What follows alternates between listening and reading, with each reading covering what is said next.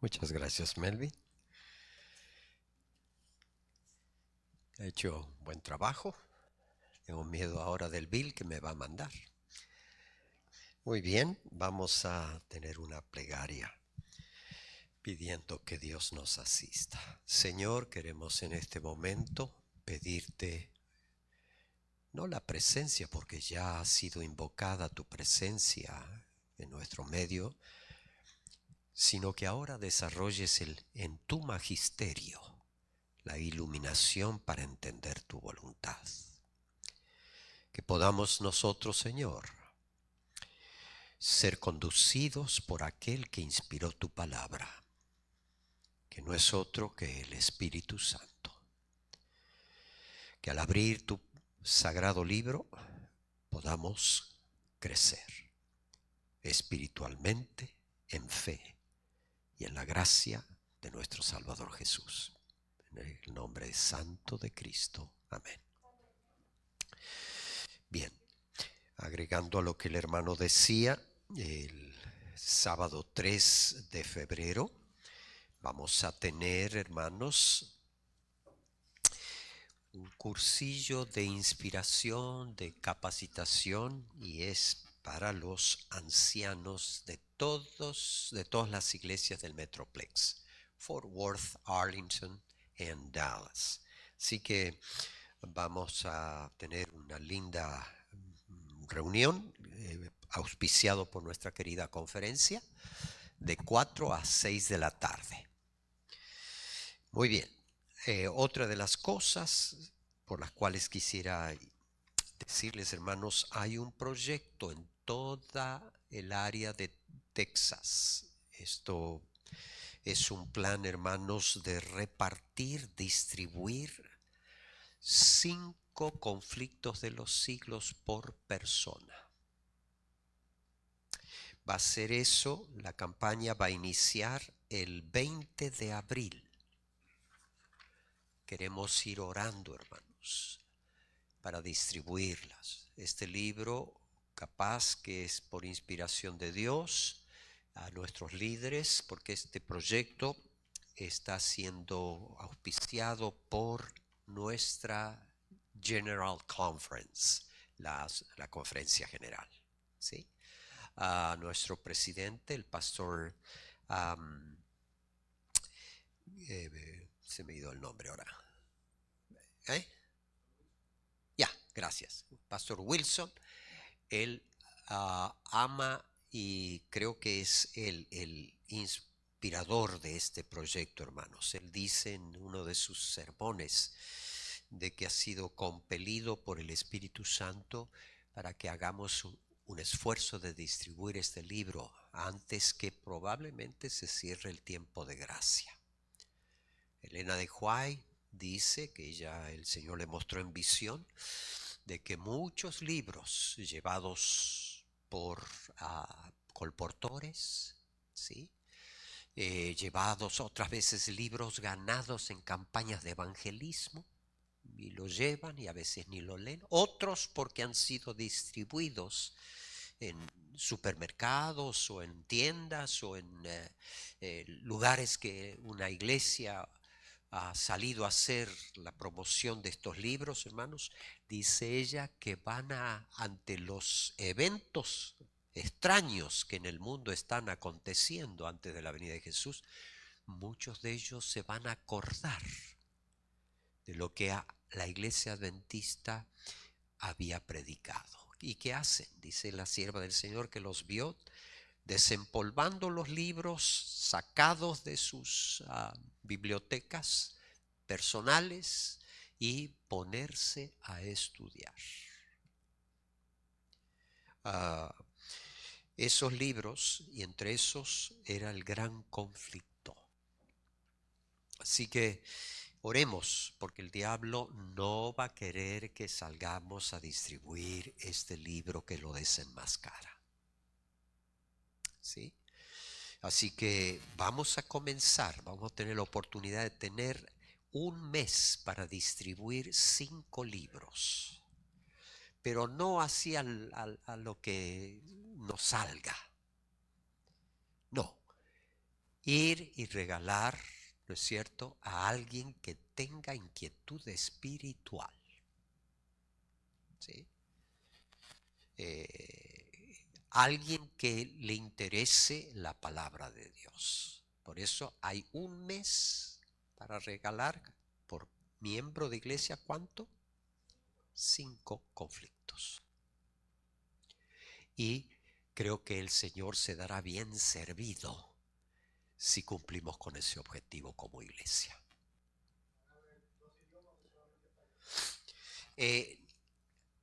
Es una buena pregunta.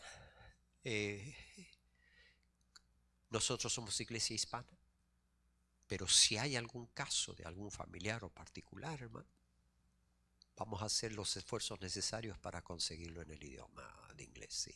Ya. Entonces, echamos a correr la noticia, pero el 30, para que empecemos ahora los de ahora, el 20 de abril, perdón, por 30 días hasta el 20 o el 24 de mayo es donde terminaría la campaña Distribución del Conflicto de los Siglos, ¿sí? Y nuestra campaña de evangelismo, para que también vayamos planeando asistir, evitar compromisos familiares y apoyar, venir, hermanos, a apoyar con presencia, que es la mínima obra misionera que podemos hacer. Venir aquí a la casa de Dios para apoyar a las nuevas almas que el Señor pueda traer. Va a comenzar el 6 de abril al 13 de abril. El pastor Rojas va a ser el pastor invitado como orador para la campaña. ¿Sí? Muy bien.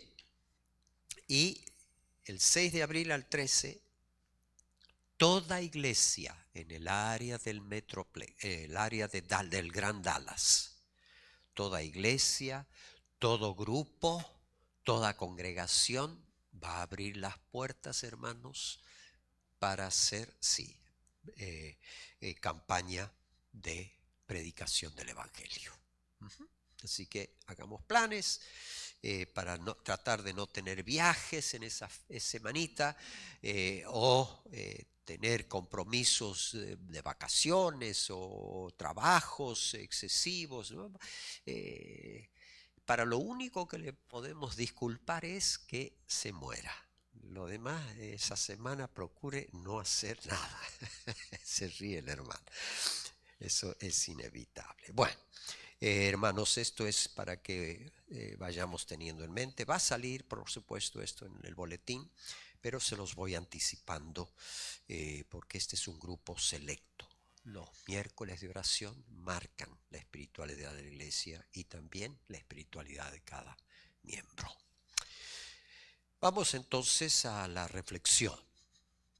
En Primera de Tesalonicenses, el capítulo 5, el apóstol San Pablo, escribiendo a esa linda iglesia de Tesalónica,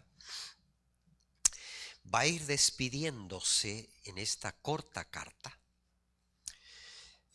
hablando de algunas de las características de un buen cristiano o de una buena cristiana, de un hijo de Dios y de una hija de Dios, pero desde un aspecto bien práctico. Porque el apóstol San Pablo presenta la vida cristiana como algo práctica. No es el cristianismo teoría, conocimiento, información. No. El apóstol San Pablo va manifestando que la vida cristiana es una vida común, sencilla, práctica, activa. Que no se habla de un lado y se hace de otra manera. El apóstol Pablo comienza diciendo, allí desde el capítulo 5, versículo 14, ya ir cerrando su carta, porque va a empezar a ir cerrando conceptualizando los puntos prácticos y directos a la congregación de Tesalónica. para terminar con los saludos al final, a partir del versículo 25. Pero lo que nos vamos a concentrar, hermanos, es en el versículo 14 en adelante. Noten qué consejos bien prácticos de una vida cristiana. Y entonces comienza diciendo así: también os rogamos, hermanos, que amonestéis a quién, dice, a los ociosos, que alentéis a los de poco ¿qué? Ánimo, que sostengáis a quién, a los débiles, que seáis ¿qué?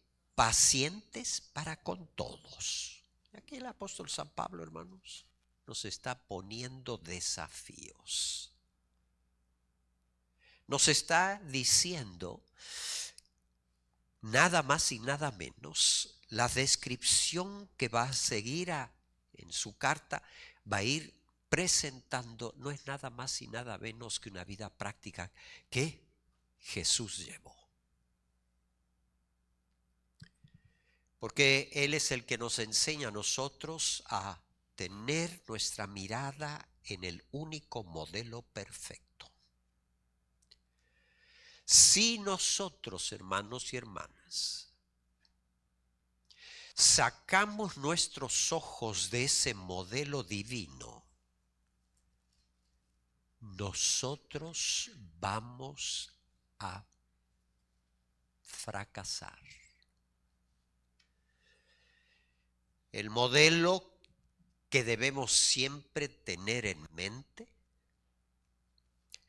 es el de nuestro Salvador. En el momento que tú saques los ojos del Señor y te concentres en otra persona, sea varón, mujer, con cargos o sin cargos, el Espíritu del Señor nos va a querer reenfocar de nuevo en la mirada hacia Cristo. En el momento en que nosotros sacamos la mirada para mirarnos nosotros o compararnos nosotros con otros,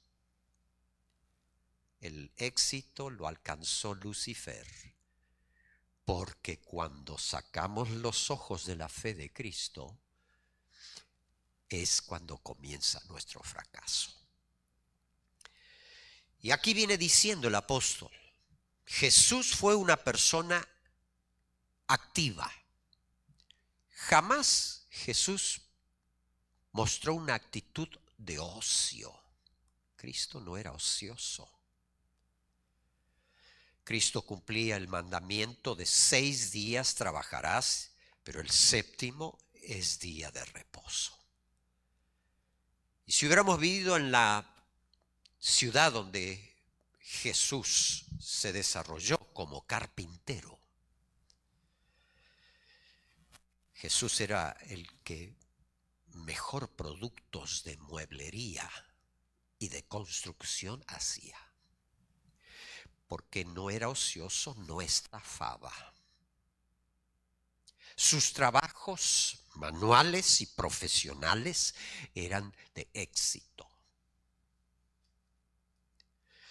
Cristo 6 días trabajaba, pero el séptimo, llegando a puesta de sol para iniciarse, su taller estaba limpio, ordenado, sus herramientas en su debido lugar.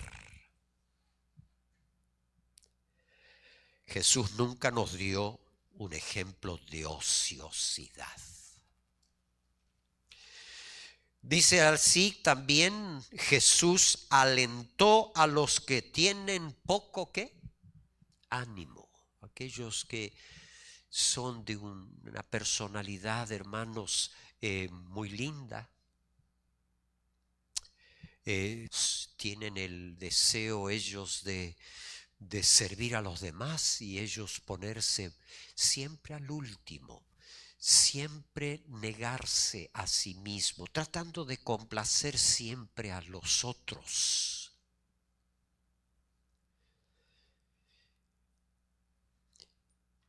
no es que sea malo tener un ánimo de servicio, de no querer aparentar y estar siempre escondido detrás de otras cosas o de otras personas. Pero lo que sí dice el Señor es que no te descuides de ellos y hay que, ¿qué cosa dice? Animarlos. Para que también nosotros sostengamos ¿a quién? A los débiles.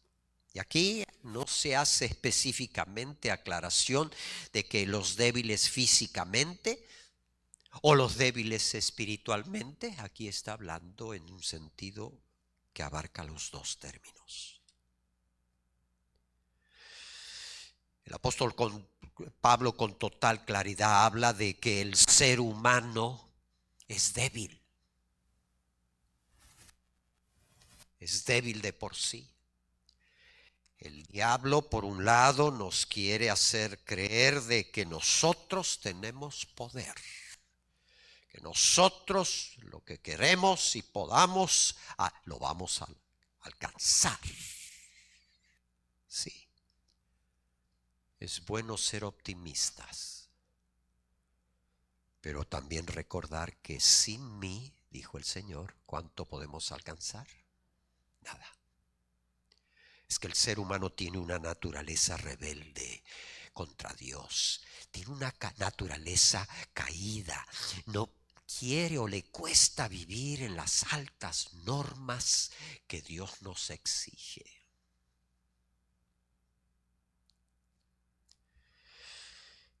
El apóstol Pablo, hablando de que hay que cuidar también de los débiles, físicamente también. Que seamos también, ¿qué cosa? Pacientes. ¿Y a quién es el título que le caería bien a ser pacientes? Bueno, a nosotros como padres para con nuestros hijos. Nosotros como líderes a quienes el Señor nos ha puesto temporariamente supervisar su grey.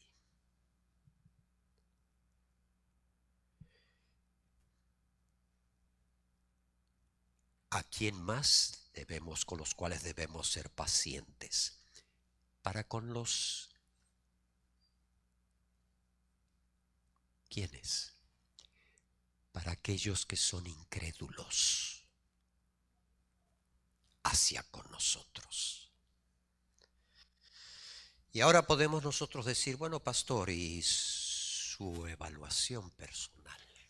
Porque yo les digo que cada cosa que yo presento primero va para mí.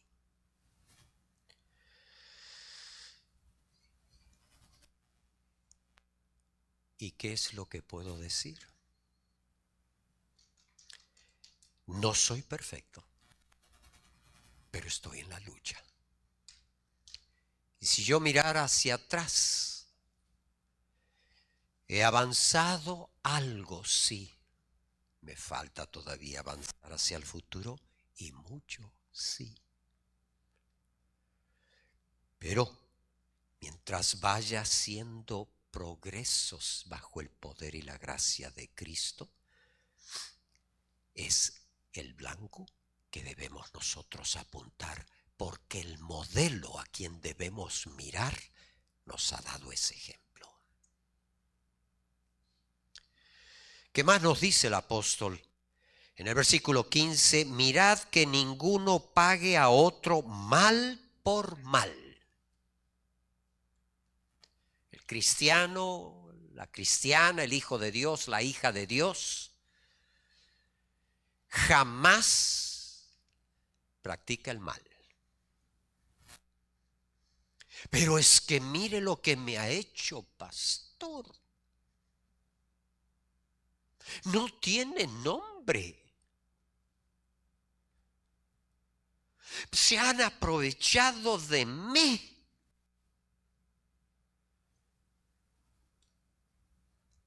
Y es muy humano, hermanos. Es muy natural para nosotros ¿qué cosa? ¡Ay! Me dieron de malas y ahora le doy con malas. El Señor Jesús, que es nuestro modelo, nos dijo, no. ¿Por qué? Porque Jesús nos enseñó, nuestro modelo divino, que Dios en justicia siempre va a castigar el mal. ¿Qué dice el Señor? Dios en su justicia va a castigar el mal. ¿Y quién lo practica? Por eso dice el Señor Jesús que cuando venían para con Él lo que es lo que hacía, hermano y hermana, se lo encomendaba ¿a quién? A Dios. Por eso dice la palabra del Señor, mía es, ¿qué cosa? La venganza. Y hermano y hermana, cuando Dios llegue a vengarse, dicen que la venganza es fría y cruda.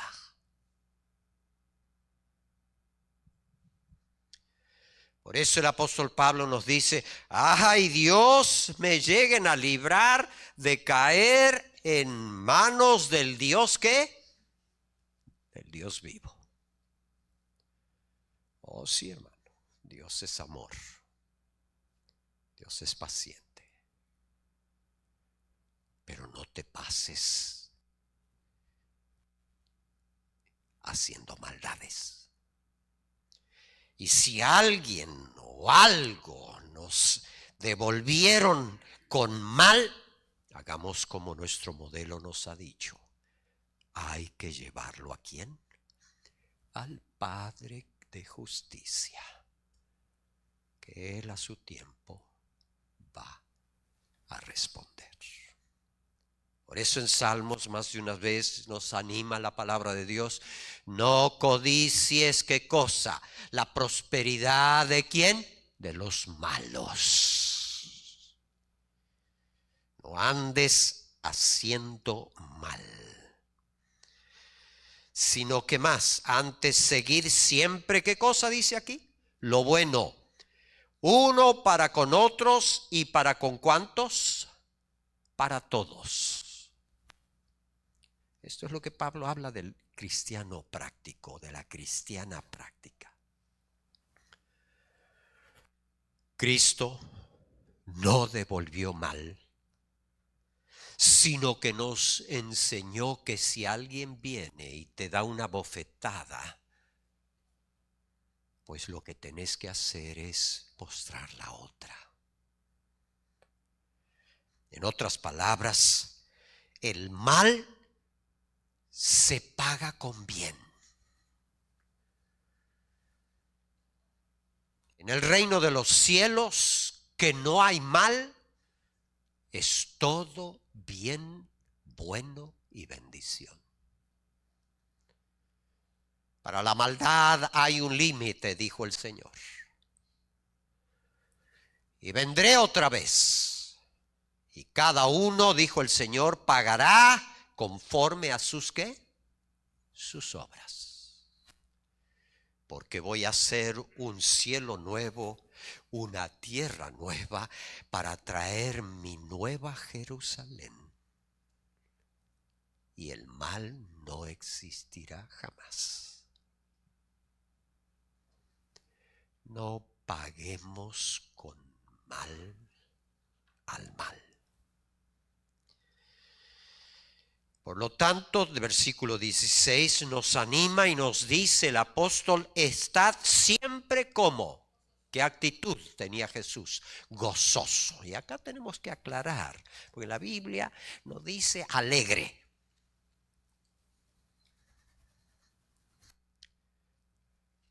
Habla de gozo. Y uno de los dones que recibimos como cristianos dice que vamos a tener ¿qué cosa? Gozo. ¿Y qué es el gozo? El gozo lleva más, es alegría, pero en otra dimensión. No es el concepto en el término griego que nos presenta el apóstol Pablo aquí, diciéndonos que el cristiano es como, ¿qué cosa? Un hazme reír, como un payasito, hermano. Ay, que donde va el cristiano tiene que haber alegría. Entonces, sí, tiene que haber alegría, dice la Biblia, dice gozo. ¿Qué es el gozo a diferencia de la alegría? La alegría es temporaria. La alegría es un momento lindo, es una emoción agradable, es una emoción satisfactoria. Pero después, ¿qué pasa? ¡Pum! Se va. Ante accidentes, ante problemas, ante circunstancias, estados de ánimos. Pero el gozo, dice la palabra de Dios, es que es un estado continuo, permanente. ¿De qué cosa? De alegría. ¿Y por qué? Porque esa alegría que tiene el cristiano es saber que él tiene el amor de Dios y la oportunidad de reencontrarnos con nuestro Creador por los méritos de la salvación que alcanzó Cristo Jesús. Por eso el cristiano mira el futuro, hermano y hermana, que aunque el cielo se esté cayendo a pedazos y de la tierra, debajo de la tierra, salgan fogonazos de infierno, el cristiano marcha ¿con qué cosa? Con gozo, porque sabe que hay un Dios que trae un plan mejor que el que estamos viviendo. Hay un futuro para el Hijo de Dios, para la hija de Dios, brillante, eterno. Que lo que tenemos acá, un buen día, se puede gastar o se puede perder o se puede de alguna manera, hermano y hermana, abandonar, porque hay algo mejor y superior.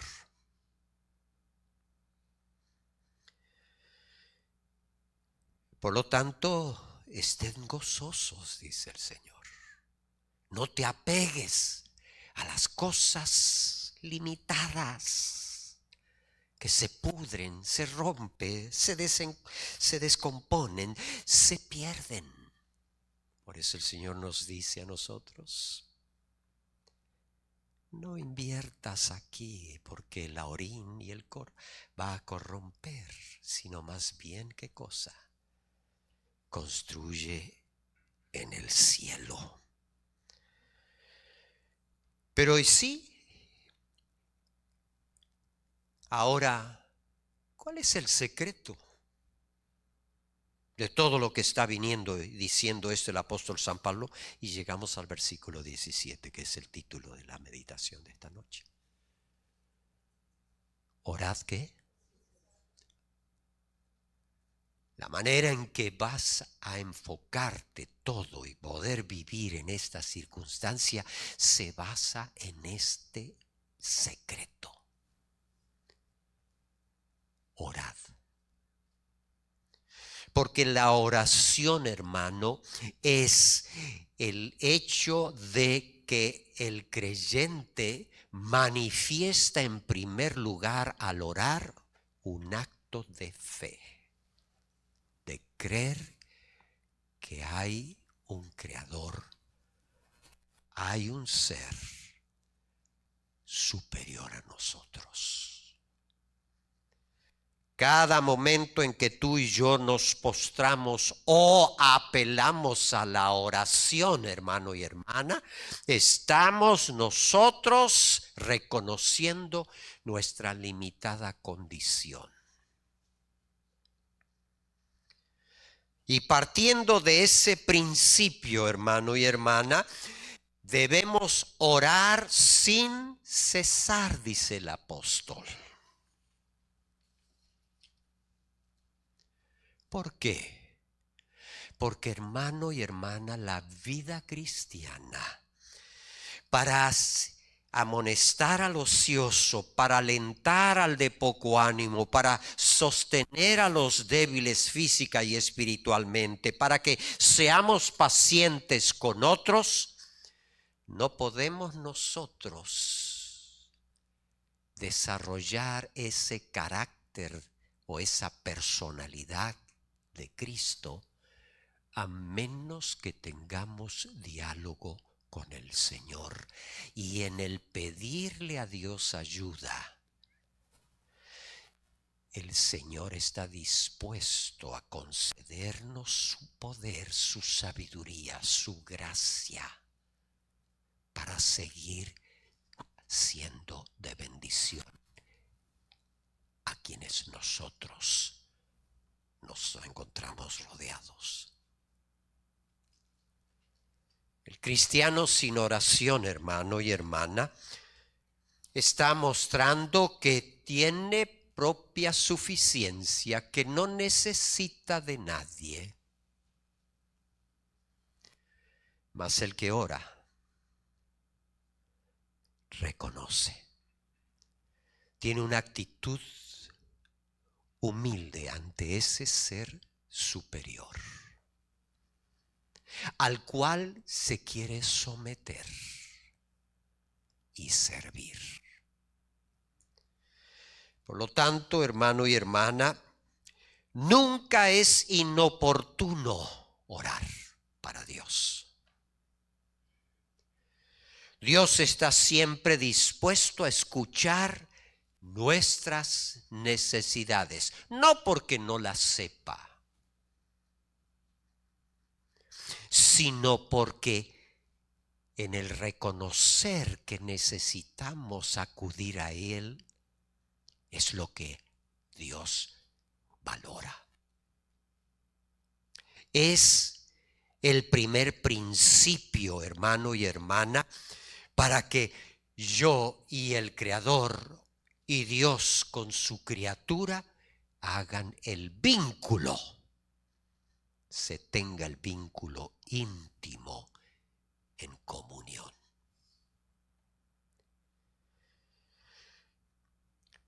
Mis queridos hermanos, nunca oramos demasiado para cansarlo a Dios. Ni tampoco nunca oramos excesivamente como para cansar a Dios. Por lo tanto, el apóstol San Pablo nos dice, ¿qué cosa? Orad sin cesar. ¿Qué cosa dice allí, hermano y hermano? Nunca abandones la oración. Nunca vayas a lugares donde no puedas orar.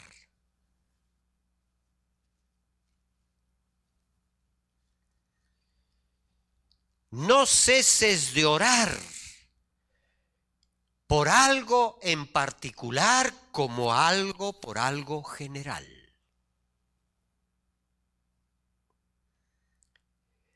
El Señor siempre merece nuestra adoración. Nosotros necesitamos de su ayuda, de su bendición. Además de eso, es necesario orar porque estamos expuestos al peligro de la tentación y el pecado. Orad sin cesar, porque siempre tenemos necesidades, deseos y antojos que a veces queremos llevarlos a cabo cuando no son buenos a la vista de Dios. Orad sin cesar, dice el Señor. Siempre es motivo de orar para aquellos por los cuales amamos. ¿Necesitamos oración? Sí. Nuestras acciones, una vez que confesamos a Dios nuestra necesidad, mostramos nuestra dependencia a Él y mantenemos ese vínculo en relación con su persona, en un diálogo, hermano y hermana, nuestras acciones van a ser una continuación de la oración que tenemos con Dios. Y una vida que ora va a manifestar acciones que señalan, demuestran que estamos en buena relación con Dios. Orad sin cesar. Y para terminar, nos dice el Señor, dad gracias en todo, porque esta es la voluntad de Dios para con vosotros en Cristo Jesús. No apaguéis el espíritu que va a comenzar con la oración.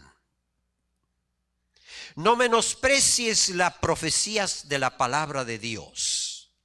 En el mundo examinadlo todo, pero retened lo bueno, porque lo malo no practicamos. Abstengámonos de toda especie del mal, y el mismo Dios de paz os santifique por completo, y todo vuestro ser, espíritu, alma, cuerpo, sea guardado irreprensible para la venida de nuestro Señor Jesucristo. Amén. Mantengamos oración, hermano, siguiendo al modelo, el santo modelo, el perfecto modelo, el divino modelo, que es Cristo. Que Dios nos ayude.